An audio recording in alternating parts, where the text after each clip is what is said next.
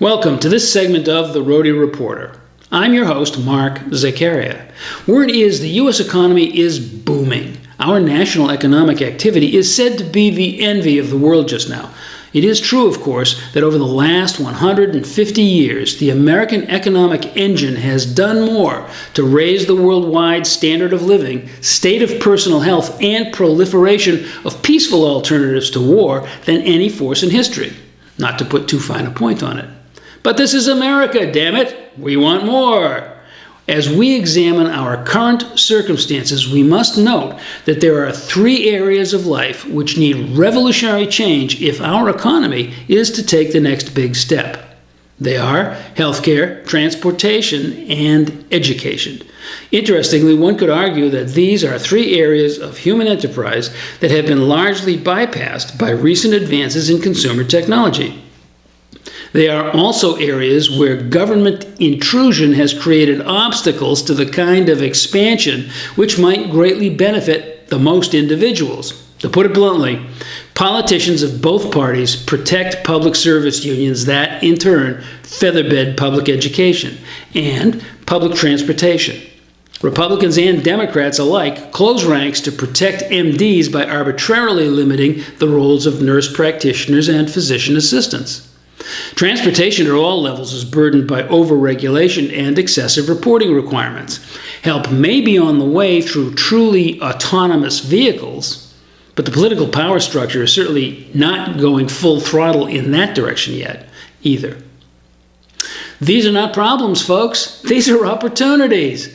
These are areas where the next generation of Americans will find careers that change the world.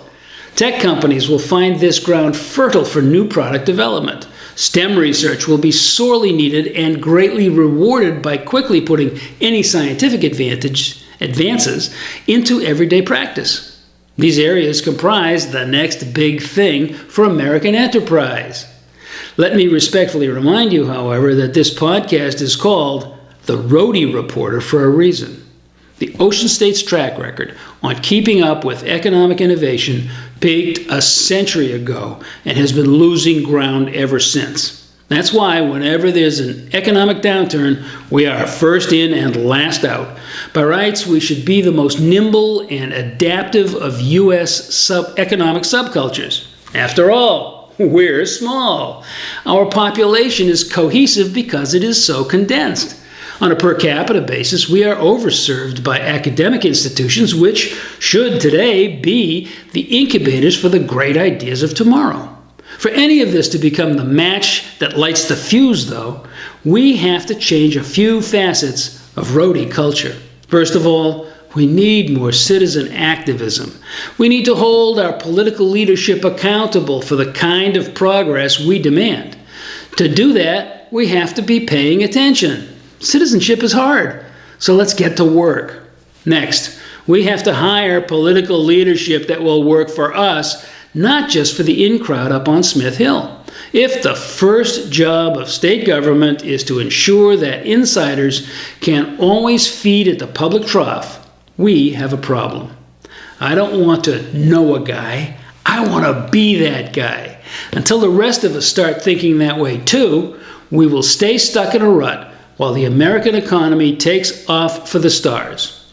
Here's how House Minority Leader Blake Philippi characterizes just one aspect of government's work. Right now in the state of Rhode Island, we have a massive deficit in the middle of one of the greatest economic expansions our country has seen in decades. It shows that we have horribly irresponsible budgeting practices. So, our local culture is not presently organized to participate in the big expansion that lies before us. Okay, recognizing that problem is the first step in converting it into an opportunity. Capiche?